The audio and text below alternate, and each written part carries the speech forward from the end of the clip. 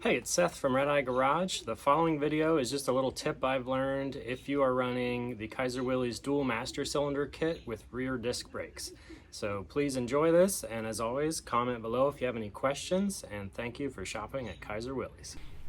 If you have an older vehicle that you've added rear disc brakes to, you might notice that the rear brakes are dragging slightly.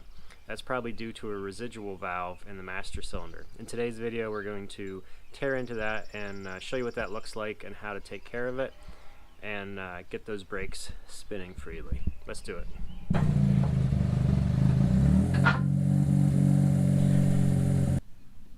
Okay, so find the port that goes to your rear line. That would be this front one, and we're going to remove the little line here and this whole fitting, and the residual valve should be inside this little chamber.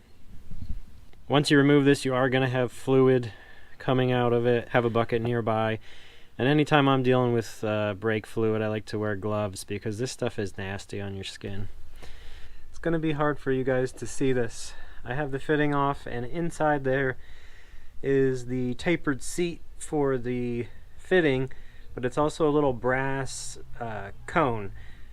That's behind that would be the residual valve, so we just have to pull that out and see what's back in there. I can't take credit for this idea because I saw it on YouTube from someone else doing it, but you thread a drywall screw in there and then get a pair of side cutters and use that to pry that valve out. So hopefully it works. So I'm going to put the camera down, pop that out, and then we'll show you what it looks like. Alright, it came out just like it did in the movies. So you can see a little brass seat, and we should be able to reuse this because that hole really isn't in the ceiling area. And I can indeed see a residual valve in there. It's a little rubber black piece. And this is not going to be the best video quality, but I'll do my best.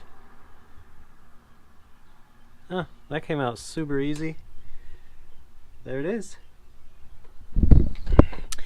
I'm looking at the design of this and the design of this, and I think there's some redundancy going on here that's causing some problems. I had trouble getting this fitting to seal. The rear one sealed up and this one didn't, and I think it's because this seat is designed for this fitting to go in and hit.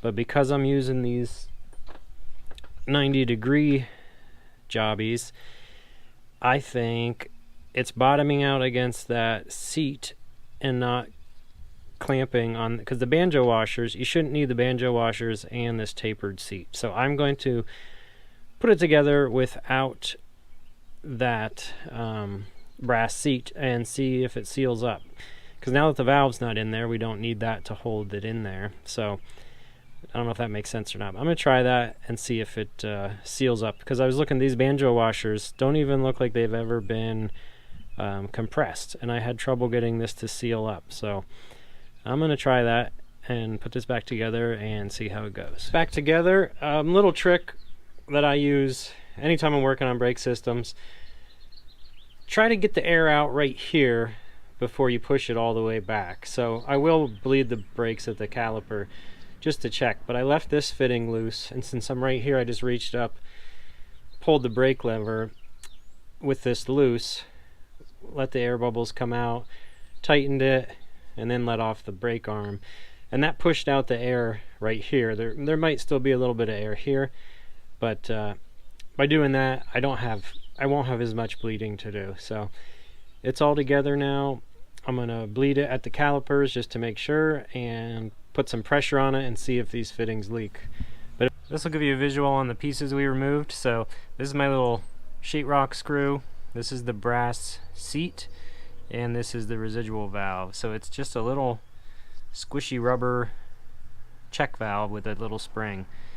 So it just prevents, it has to overcome this spring to let pressure out of the line. So very simple, but causes lots of trouble. Just finished up a little test drive, and it's perfect now. The brakes don't stick anymore and there's no leaks. So if you do this swap and you have four-wheel disc, make sure you take that valve out. So Sorry I didn't include that on the first video, but I'm new to this style master cylinder and running that with the 4-wheel disc. So that's it. Thanks for watching and catch you later.